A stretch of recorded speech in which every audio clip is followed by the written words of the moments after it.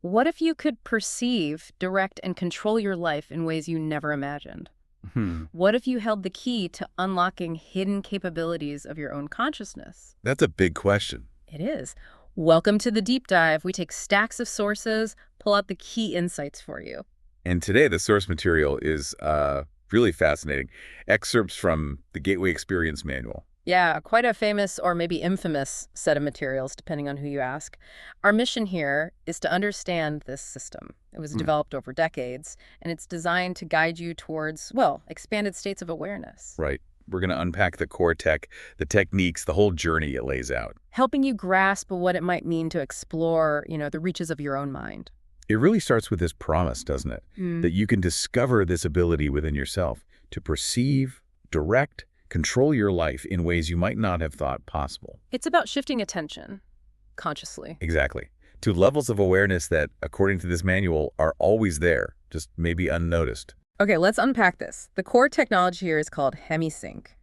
What exactly is HemiSync? Why is it so central? Okay, so HemiSync is actually a patented audio technology. It's the result of something like 40 years of research. Wow.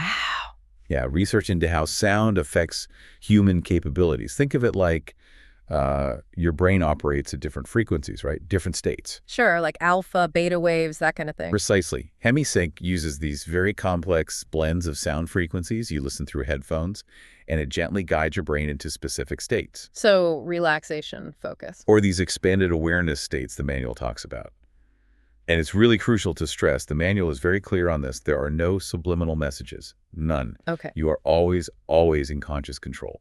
That idea of control, it really comes up again and again. And the mindset piece, too. They really emphasize being open, like approaching it with a childlike wonder. Yeah, like how you first explored the world, without judging everything. The main goal, especially at first, is just relaxation, noticing subtle shifts, valuing them. And there's no right or wrong way to perceive things, apparently. Your experience is unique, and that's okay. Exactly. Which leads to the question of how these perceptions might, show up for you. Right. How do they manifest? Wait, it's incredibly varied. You might get kinesthetic feelings like motion, tingling, a pulse somewhere in your body, Physical sensations. or visual images in your mind's eye. Could be vivid, could be symbolic, abstract. Okay. Some people report auditory stuff like verbal messages, sounds, specific tones, even music. Really? Like hearing things? Apparently so. And then there's intuitive perception, like a sudden understanding, a flash of insight, just knowing something, or what they call a gestalt, a whole picture that just arrives fully formed. So it could be anything, really. You just need to be open to it. That's the core message. Be open to how your system works. Okay, so for anyone thinking of trying this, the manual has some really practical, almost safety-focused recommendations. Absolutely. Top of the list, do not listen while driving. Seriously. Or operating machinery. Right. Makes sense if you're going into deep relaxation. Exactly. Find a quiet, dark room, no distractions. Use standard stereo headphones. And they say avoid Dolby noise reduction. Yeah, or similar systems. They can mess with the HemiSync frequencies, which have intentional variations. Got it. Comfort is key too, right? Wait after eating, loosen clothes. Use the bathroom first. Take off glasses or contacts. Find a comfy position lying down, sitting up, whatever works for you for about 45 minutes. And the volume. Lower it so the words are barely audible, just within hearing range. You don't want to be startled if the guy's voice comes in suddenly. Good tip. And journaling. They recommend that strongly. Very strongly. It's not just recording what happened. Writing it down actually reinforces the learning, helps you track your progress, see patterns, insights. It's empowering. And review the FAQs sometimes. Yeah, good idea. And pacing is totally personal. No rules. Daily, weekly, faster, slower. Trust your intuition about when to move to the next exercise. Sequentially, though. Right, follow the steps. Which brings us to wave one, discovery. This is the foundation. This is where you start building your toolkit. First exercise is orientation. Discovery number one. Okay. It introduces a few core mental tools. First up, the energy conversion box. Energy conversion box, what's that? Think of it like a mental container. A place to put any concerns, distractions, anything pulling your focus away. So worries about work, money. Exactly. You visualize it however you want. A chest, a vault, a garden, put symbols in it, a wallet for money worries, maybe a photo for someone on your mind. Even abstract things like doubt. Yeah, words, defenses like brick walls. It's your tool. Use it however works. You can go back to it anytime to clear your mind. So it's not just putting worries aside, it's like neutralizing the energy. That's the idea, yeah. Converting that distracting energy so you can focus. Pretty powerful concept. What else in orientation? The affirmation. It's a statement to focus your intent, your attention. You can use their words or tweak them, personalize them. Make it your own. Then there's resonant tuning. This is about accelerating your internal energy. You also vocalize aloud. Basically. You make noise. Yeah, you find your own rhythm, experiment with vowel sounds. It's meant to create this internal vibration, quiet the mental chatter, loosen energy blockages. Interesting. How does that feel? Could be a hum, tingling, a gentle shake up inside. You combine it with breathing, inhale, sparkling energy, move it in your head, exhale, tired energy out through your feet. Okay. And there's an eye exercise too. Yeah, simple opening and closing eyes. It's about learning control over habitual behaviors. A small step, but important for directing awareness. And returning, getting back to normal. Crucial. Returning to full waking consciousness. C1, they call it. There's a strong audio signal to help. The manual stresses listening until the signal fades completely. Why is coming back fully so important? Because the more completely you ground yourself back in C1, the deeper you can potentially go in the next exercise. It resets you. Ah, okay. Makes sense. Easy ways to return. Breathe normally, open eyes, move fingers on your right hand, simple triggers. And then you reach focus 3. Focus 3, the first signpost. Right. It's a hemisync state where your brain and mind are more coherent, balanced, synchronized, like tuning into a clearer radio station inside. Building on that, Discovery #2 introduces Focus 10. This sounds fascinating. Mind awake, body asleep. It is. Focus 10 is a level where your mind stays sharp, alert, while your body just lets go into deep, deep calm, like it's asleep. The process guides you to focus on and release each body part. Your body just knows how. But you're conscious. Fully conscious. And here's the paradox. You might actually experience heightened sensitivity in this state. Heightened? How so? You might become aware of really subtle things like feeling your skin breathe, hearing your blood flow, feeling your heartbeat really clearly. Wow. Or even spontaneous remote sensing hearing sounds far away, smelling delicate scents that aren't physically there. So the key is just relaxing into it, putting expectations in that energy box. Exactly. That opens you up to this richer, subtler reality. Oh, and there's a health affirmation at the end of exercises. Helps balance energies without you having to think about it. Okay. Then Discovery, #3, Advanced Focus 10, brings in the Rebel, resonant energy balloon. Yes, the Rebel. It's presented as a really valuable tool. You create this high energy state around you, like a personal force field. A force field, seriously. Well, an energetic one. What's insightful is how it shows the power of your intention. By consciously creating this boundary, you're not just shielding yourself from, say, unwanted vibes. You're also sort of magnetizing positive influences. It suggests your inner state can actively shape your outer reality, subtly. How do you build it? How do you perceive it? You build it up like charging a battery. It might change form, get a membrane, feel radiant. You might not see it, but you could feel it, sense it in your muscles, or just know it's there. How do you turn it on? With a resonant energy breath. Inhale vibrant energy. Think of a bright circle with 10 inside as you hold the breath. Then exhale and let that circle expand to surround you. And they suggest playing with it, like popping it in a crowd. Yeah. See if it attracts harmonious people. Or try extending it around your car to navigate traffic better or find parking. It's about experimenting with directing your energy. Funky. Okay, Discovery, #4. Release and recharge. This sounds really practical. It is. It's a method you can use daily, even without the audio track, for releasing self-imposed limits, stuff stemming from negative emotions. And fear is the main one. Fear is identified as the primary emotional charge, yeah. In Focus 10, you're calm enough to identify these fears, blocks, limits, and gently release them. Like letting go of trapped energy and replacing it with pure energy. And you trust your larger self to guide what comes up. Exactly. If nothing specific comes to mind, you just visualize bubbling away that nothing, trusting the process works on deeper levels anyway. Can you give that example they used about public speaking? Sure. You might perceive a fear of public speaking. You mentally bubble it away. Then you realize there's embarrassment linked to it. Bubble that away. Then maybe you reconnect with a memory of the joy you felt sharing something as a kid, and you reclaim that positive feeling about communication. So you can peel back layers. Definitely. And you can use symbols from your energy box, too. Like if you fear separating from your body, maybe you symbolize that with a magic carpet anchored to the ground. You can retrieve that symbol and release it here. But it's not a magic bullet, right? Takes time. No, not a quick fix. Limits have layers. It takes repeated effort. But many people apparently find this incredibly valuable, use it daily. Okay. Discovery. #5, exploration sleep. The idea is that sleep is a natural gateway. Yeah, that sleep itself is a portal to other states of consciousness, that your non-physical awareness might travel through these states every night. This exercise just helps you become aware of it, helps you recall. And the key is no expectations. Absolutely crucial. Let go of expectations, be playful, curious, like a kid exploring. Asking yourself, am I separating now? Just gets in the way. And the hemisync just fades out. Yeah, gently fades, leaving you in natural sleep. Simple enough. Last one for discovery. Free Flow 10. Discovery. #6. This is your chance to create your own experience. Use all the tools you've learned.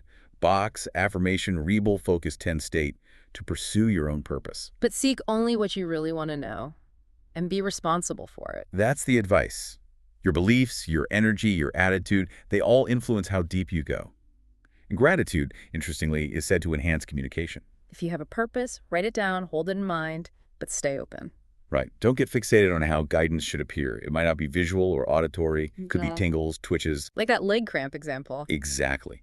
The person felt a leg cramp, only realized later the insight was about something cramping her style in life. It can be subtle, symbolic. So repeat, play with the tools, don't compare your experience to others. Just explore. Enter with awareness, serenity, openness, and enjoy the ride. So discovery lays the groundwork, gives you the basic tools. But it's just the first step, isn't it? Oh yeah, the whole gateway experience is cumulative. Each wave builds on the last. You can always go back and repeat earlier exercises too. It really ramps up. And wave 2, threshold, takes things up a notch. Focus 12. Right.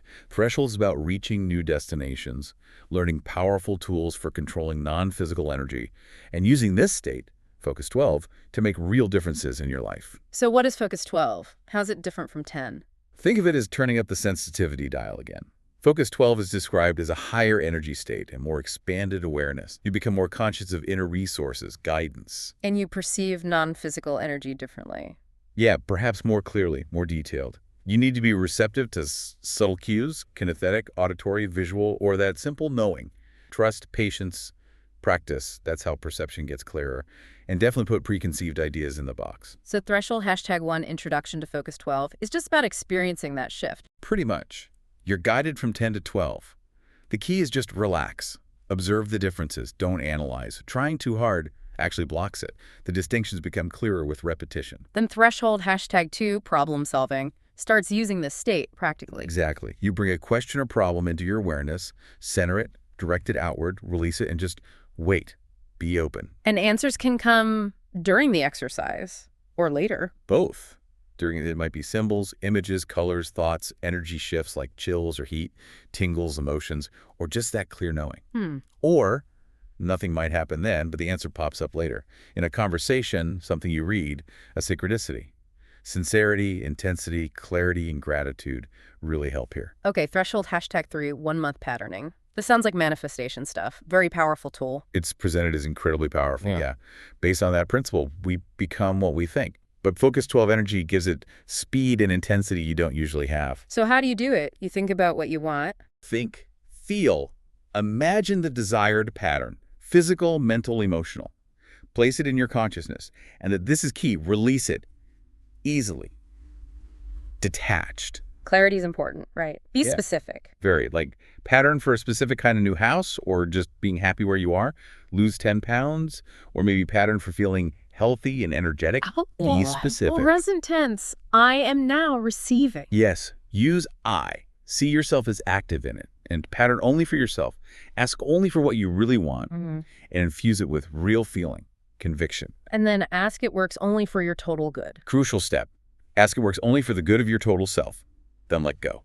Release attachment. Like the seed analogy, don't dig it up. Exactly. You planted it, trust the process. They suggest starting small, something reasonable like 50 before $10 million, you know? Makes sense. Build confidence and don't specify how it happens. Right. Let your total self figure out the best way. You can request a time frame or just let it unfold naturally. Okay, that's a big one. What's next? Color breathing. Threshold. #4.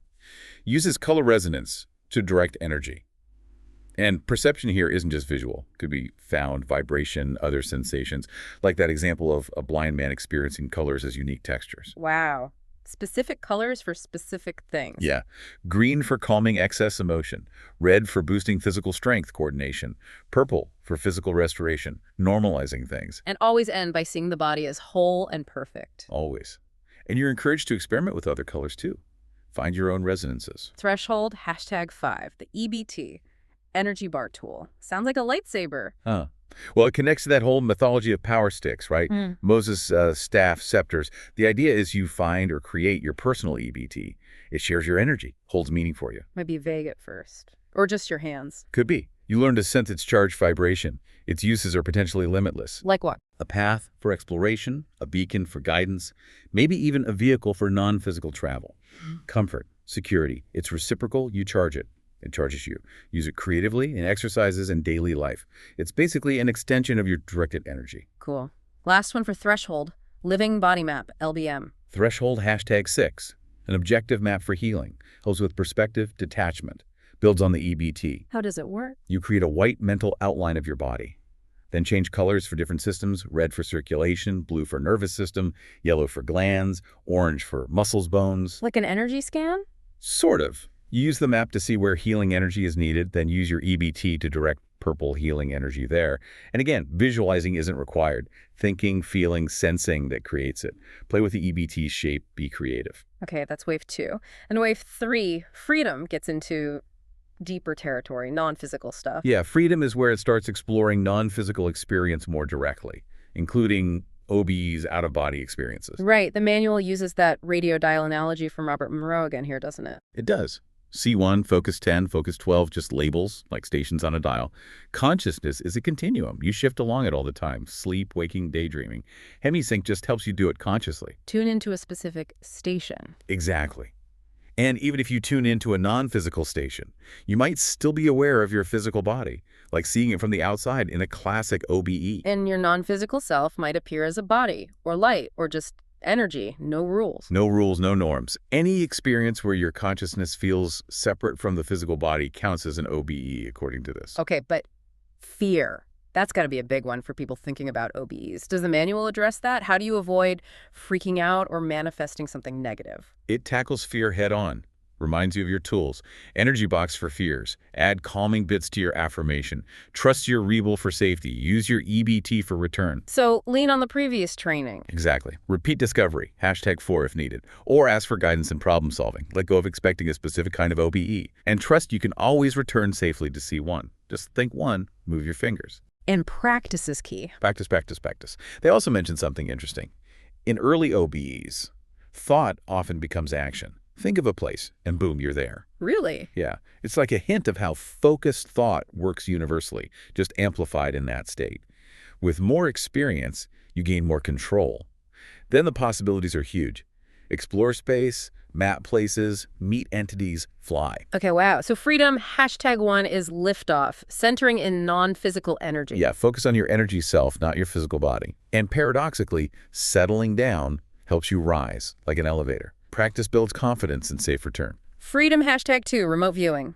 Using the EBT to perceive distant things needs a partner. Yes, you need an associate for verification. Yeah. 3 experiments, like they put numbers in an envelope, you try to perceive them, Right. or a cotton ball somewhere else, or you send them a message and note where they are. It's about learning to gather info beyond the senses. And noticing how you perceive. Shapes, colors, feelings, no failure. Right, learning what doesn't work is still learning. You're just gathering data about your own abilities. Freedom, #3 vectors.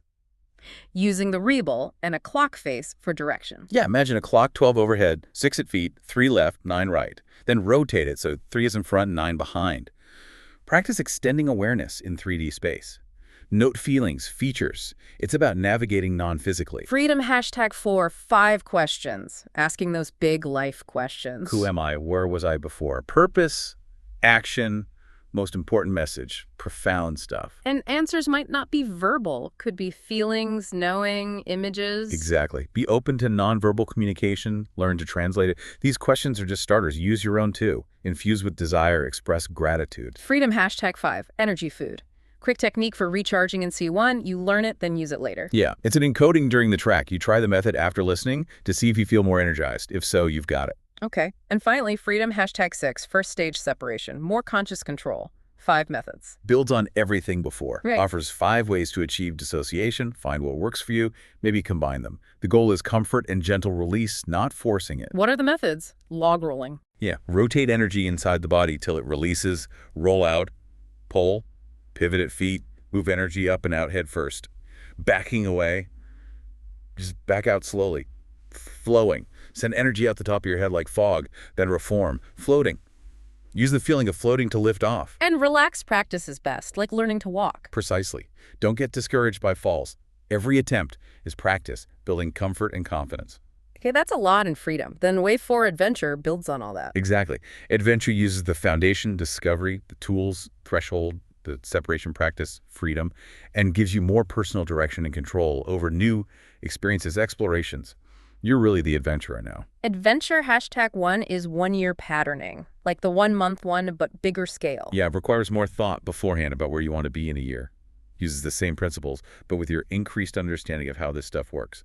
Pattern strongly, let go with trust. Adventure #2, 5 messages. Similar to 5 questions, approach with openness, analyze later. Right. Sensitivity to perceptions, gratitude. Don't interfere by thinking too much during it. Adventure #3, Free Flow 12, introduces a beacon guidepost. Yeah, a personal reference point for planned explorations. Having a purpose helps avoid just drifting off. Seek info, guidance, be grateful, experiment creatively with all your tools. Then NVC Ion 2, nonverbal communication. Adventure #4 and #5. NVC isn't just body language here. It's described as the primary way interaction happens in other realities. Vibrations, light, action, emotion. A total mind-to-mind thing. You've already encountered it, but now you focus on it. Yes, NVCI helps you build your vocabulary for these non-physical perceptions. NVC2 gives practice communicating your affirmation non-verbally and receiving NVC.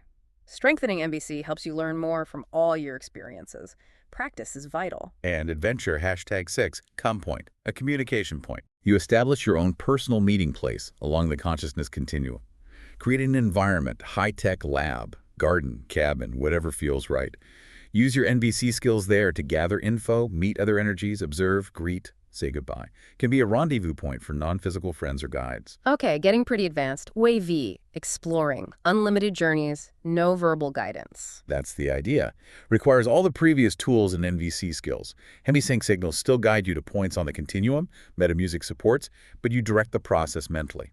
Stay sensitive to NVC, new ways of perceiving. What kind of explorations do they suggest? All sorts. Time travel questions. Who was I before? Who will I be next? Connections between lives. Communicating with nature clouds, rocks, pets. Feeling ocean energy, tree energy, flying, soaring. Traveling to other energy systems. Yeah, observe landscapes, inhabitants, learn things, or explore deep inside the earth, or deep inside yourself. Limitless, really. And the exercises reflect this self-direction. Mission 10, Mission 12. All right. Self-directed free flows with a purpose. Mission day for quick morning patterning. Mission night to direct sleep experiences, problem solving, dream recall, OBEs. Horizons. Pathways. Horizons just evokes memories, feelings, events. No specific goal, just let it happen. Pathways lets you explore moving between focus levels, noticing the shifts. Yeah. It's all about self-guided exploration now. Wave 6, prospecting, unearthing insights. Also, no verbal guidance. Right. Requires everything before it. Metamusic and HemiSync support, but it's your show. Goals are suggested, but be open if your greater self takes you elsewhere. Non-judgmental acceptance is key. Metamorphosite is for manifesting changes. Using patterning and focus 10 or 12 for desired changes. BioBody is exploring your physical body's richness. Tuning into rhythms, aiming for balance. Reviewing the LBM and EBT helps here. Null point, that neutral polarity window. Yeah, discovered in the lab. A point where body polarity shifts to neutral, allowing focused mental direction. You reach it via focus 10, then 12, then decide what to explore. And plus, polarity goes beyond that. Pass through the null point to the opposite polarity. Observe subtle awareness changes, maybe perceive more non-physical energy aspects. Near reaches. Uses the null point to explore time-space reality. And far reaches. Searching beyond the physical universe. Into infinite non-physical systems, beyond time-space. All your training prepares you to transcend limits and bring back insights, expanding your whole reality map. Okay, the final wave, Wave 7, Odyssey. Introducing Focus 21, the bridge to other energy systems. This is presented as a major milestone. Focus 21 was previously only in their residential programs. People report profound, life-changing experiences here. It really points to Robert Monroe's legacy. His own OBEs starting way back when, and his realization that OBEs were just the beginning. Exactly, that outer space and inner space are basically one. He preferred the term phasing later on. Phasing. Yeah, because he found he could project part of his consciousness while keeping part in his body, showing consciousness isn't bound by physical time and space. And we do this naturally all the time, like being aware of surroundings and thoughts while reading. That's the idea. We're constantly phasing. This natural ability might explain things like lucid dreaming, remote viewing, NDEs. Wave 7 aims to help you apply this consciously. You also work with your second body or energy body. Yes, that subtle energy field around you, life force, etheric body, light body. You learn to control it, expand it, move it away from the physical, manipulate it through phasing. And the affirmation and non-physical friends are important here. Very. You're encouraged to ask for help. The manual mentions these helpers in energetic form, seen in the lab, benevolent presences. It's up to you to decide who they are. Build trust through direct contact. And Focus 21 leads to Locale 2, beyond physical reality. That's the concept. Beyond the Focus 21 bridge lies Locale 2, often described as indescribable. It comes back to Monroe's words. Now that you have the tools, find out for yourself. And only you can change you. The meaning you give it fuels growth. So the Odyssey exercises guide you there. Sensing Locale 1, expanding the energy body. Point of departure for conscious projection, being nonchalant about it, connecting with non-physical friends. Then, introduction to Focus 21, experiencing that shift from 12. And the culmination is Free Flow Journey in Focus 21. Odyssey 6, new territory, project consciousness to Focus 21 light, ask for help, limitless potential for these far journeys. And again, practice is crucial to do this without the audio. Keep journaling. Wow. Okay. That is quite a journey laid out in these manuals. It really is. We've gone from the basics, the energy box, Rebel, Focus 10, through patterning, healing, remote viewing, OBEs, all the way to Focus 21 and exploring other realities, all scaffolded by HemiSync. The core message running through it all seems to be you are more than your physical body. Right, Yeah. absolutely. That your consciousness isn't just locked inside your skull. It can operate on multiple levels simultaneously, transcending physical time and space. It's inherently capable of phasing. So thinking about all this, how might this understanding reshape how you, the listener, approach things? Problem solving, personal growth, just perception itself. Yeah, if your consciousness is truly limitless, if it's constantly phasing, even subtly, what deeper levels of self-discovery, knowledge, or even practical application might be waiting for you to consciously tap into in your everyday life?